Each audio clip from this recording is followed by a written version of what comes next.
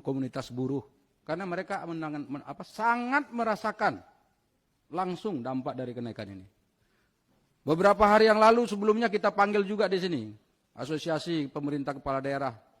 Mereka juga terkejut dengan kenaikan ini dan mereka merasa semuanya itu memberatkan. Karena APBD mereka sangat dirugikan dengan adanya kenaikan ini.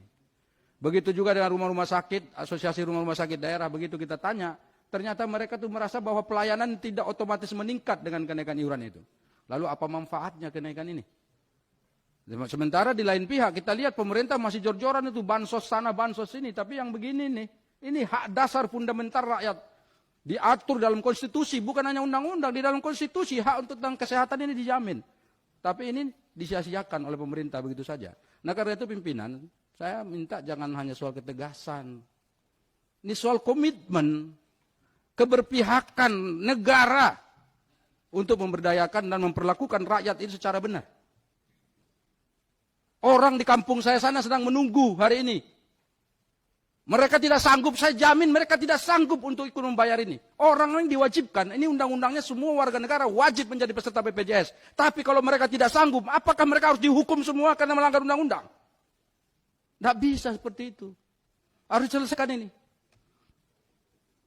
Kan wajib, coba dibaca undang-undang BPJS itu. Setiap warga negara wajib menjadi peserta. Kalau mereka nggak sanggup, apakah akan dihukum? Ada yang berani? Atau mereka tidak boleh berobat? Mereka tidak boleh datang ke rumah sakit? Negara lalai, negara itu tidak adil, melanggar sila kelima Pancasila. Tidak boleh.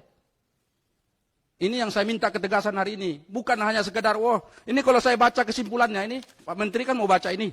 Baca ini kesimpulan terakhir. Di sini disebut apa? Kementerian Kesehatan belum bisa memberikan solusi. Ya kalau nggak bisa ngapain kita bicara di sini? Masa negara sebesar Indonesia ini tak bisa memberikan solusi kepada rakyatnya? Ini kesimpulannya kan itu nih. Nggak bisa memberikan solusi, lah ngapain kita di sini? Uangnya kan bukan di kita, uangnya kan di pemerintah.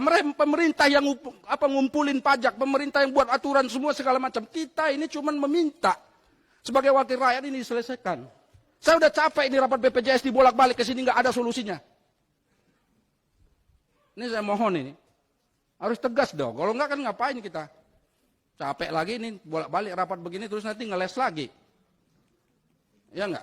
Enggak ada solusinya. Ini mohon pimpinan, teman-teman semua dari semua partai kita satu di sini. Enggak ada sini kubu pemerintah, enggak ada di sini kubu. Yang adalah kubu rakyat Indonesia. Kita harus bersatu dalam hal ini. Demikian pimpinan. Terima kasih. Assalamualaikum. Pertama ya, saya baru sekali ini ikut rapat dengan kementerian. Ini saya masuk periode kedua nih. Menterinya mengatakan angkat tangan lah, pokoknya saya nggak ada solusi. Baru sekali ini. Nggak lazim. Karena memang pejabat itu adalah pelayan. Melayani masyarakat. Ini ada problem di masyarakat, terus angkat tangan saya nggak bisa melayani. Ini kan aneh. Lalu untuk apa ada struktur organisasi Kementerian Kesehatan yang lengkap seperti itu tidak bisa menyelesaikan masalah yang betul-betul sangat urgen dan sangat penting yang ditunggu oleh masyarakat. Itu dulu. Rasa-rasanya tidak enak ya kita berada bersama dengan Pak Menteri, terus tiba-tiba Pak Menterinya bilang nggak sanggup, lalu akhirnya kita ikut tidak sanggup. Gitu. Itu satu. Yang kedua, saya juga tidak percaya juga sebetulnya itu kok BPJS kok seperti itu angkuhnya gitu. Ini harus kita klarifikasi oleh BPJS-nya. Kok angkuh banget gitu mengatakan ya nggak bisa diintervensi oleh lembaga lain gitu. Selama ini anggarannya dari sini. BPJS ini. Kalau misalnya awalnya itu kan kita anggarkan tahun lalu berapa? 25 triliun, tahun berikutnya 26 triliun. Betul nggak? Anggarannya kan di sini, diketoknya. Setiap lembaga yang dibiayai dan dianggarkan anggarannya oleh DPR, DPR berhak untuk intervensi. Anggaran rakyat. Kalau misalnya nggak boleh intervensi, jangan dianggarkan di sini. Tutup semua anggarannya. Kembalikan ini BPJS ini menjadi jamkesda ke daerah-daerah. Kemarin di sini semua kepala-kepala daerah perwakilannya mengatakan kami tidak suka dengan BPJS ini secara nasional. Cuman karena sudah undang-undang kami ikut. Mereka lebih senang kalau itu kembali ke jam kesda biar mereka bayar sendiri. Tinggal kita perbaiki rumah-rumah sakitnya saja. Rumah daerah kita perbaiki, kita layani mereka dengan benar. Rakyat semua siapapun yang sakit harus berobat gratis. Kata mereka tuh paling banyak ada yang 15 sampai 20 miliar satu tahun. Sekarang dengan adanya BPJS mereka tuh bisa dikenain 50 miliar. Rugi mereka. Ini yang mana yang salah? Undang-undangnya yang salah, kita yang salah, manajemen yang salah, DPR yang salah, siapa yang salah? Ini nggak boleh, ini ada statement kayak gini nih. Ini saya nggak percaya ini ada seperti ini, bahwa nggak ada lembaga yang bisa intervensi BPJS ini loh. Ini apa-apaan ini? Mulai dari Pak Fahmi, kemudian ada Pak Bayu, ada Pak Dewas di sini semua segala macam, nggak bisa diintervensi kan uang negara, Bapak. Menggunakan kewenangan Bapak semua di sana pakai uang negara. Bapak menjadi petugas di situ tuh, menjadi pejabat di situ tuh kan pakai undang-undang yang disahkan oleh DPR. Kalau DPR nggak bisa mengawasi Bapak di situ, nggak bisa mengintervensi, apa hubungan kita berarti? Salah semua logika berpikirnya tuh. Nggak setuju saya dengan jawaban ini. Ini yang dari tadi saya katakan, ini mohon maaf ya teman-teman. Ini penafsiran seperti ini adalah gagal tafsir, gagal paham, dan menurut saya ini tidak kontekstual, tidak boleh diungkap seperti ini. Salah ini. Itu yang kedua. Yang ketiga, ini mohon maaf, ini tutup rapat. Semua tadi legowo, ya udah tutup rapat aja lah, malas nih. Nggak ada, ya ngapain kayak gini, rapat-rapat terus nggak ada solusi kan gitu. Apa kita biarkan rakyat kita tidak diurus? Kan begitu masalahnya. Ini mohon maaf tuh periode yang lalu itu ada satu menteri itu diusir dari DPR nggak datang-datang lagi sampai akhir periode dia nggak datang-datang, dinikmati sama mereka nggak datang ke DPR. Terjadi kok, coba teman-teman lihat tuh, dinikmati sampai akhir periode nggak datang menteri, menterinya senang. Apa mau nih teman-teman nih kayak gitu? Nggak boleh. Harus ada tanggung jawab loh, kan pejabat negara itu bertanggung jawab. Semakin tinggi jabatannya, ya semakin tinggi tanggung jawabnya. Kan fasilitas menteri juga enak. Mohon maaf nih, di luar tanggung jawab yang besar itu, tapi fasilitasnya kan enak. Kita ini, Kak Rifka, nengok uang sedikit aja kan kita cuma main di honor saja, di gaji saja. Bulanan kita. Itu pun sudah disorot habis oleh masyarakat. Enggak apa-apa, kita dengar itu, kita terima itu, sorotan masyarakat. Ini pemerintah ini, 58 triliun di Kementerian Kesehatan setiap tahun. Kita berikan kepada mereka untuk ngurus rakyat ini. Tiba-tiba sekarang tidak ada solusi. Mau terima kayak gitu? Nggak bisa. Jangan sampai orang-orang di kampung-kampung kita, di dapil-dapil kita itu, mereka menjerit seakan-akan kita tidak memperjuangkan mereka sekarang. Kita suruh menterinya pulang, seakan-akan kita ini lepas tangan dengan mereka. Anggarannya tetap naik, kemudian iurannya tetap naik. Di mana kesejahteraan yang kita janjikan pada mereka? Pakai nurani, saudara, ini ideologi, ini idealisme perjuangan. Perjuangan kita nih, hati di sini bicara.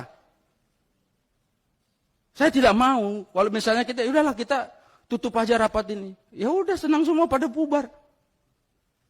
Terus solusinya apa? Nggak ada. Nggak bisa begitu. Kalau perlu hari ini kita tetapkan, kita putuskan, kita ganti undang-undangnya. Besok kita ketemu dengan ketua balik, kita masukkan di CCP itu prolegnas tuh.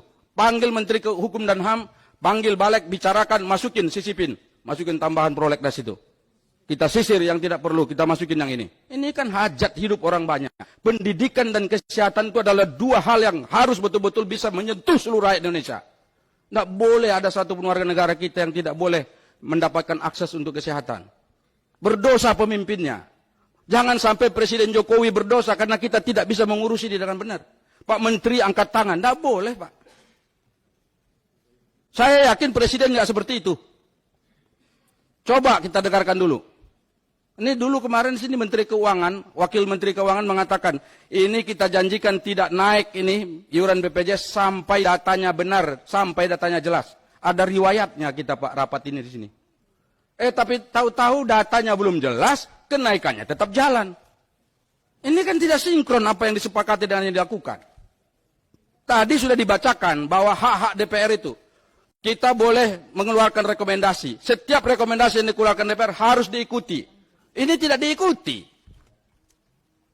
Mana yang betul kita ini? Saya ini mohon maaf nih sekali lagi, ini menurut saya ada kesalahan-kesalahan yang nanti berulang lagi. Besok-besok kalau ini kita lepas saja, ya udahlah gini, biarkan saja, keluar aja pulang. Besok-besok ada masalah seperti ini lagi, begitu lagi caranya. Mana solusinya? Kita ini butuh solusi, nggak bisa menteri mengatakan, nggak boleh menteri mengatakan, saya mohon maaf tidak punya solusi, nggak mau saya kayak gitu.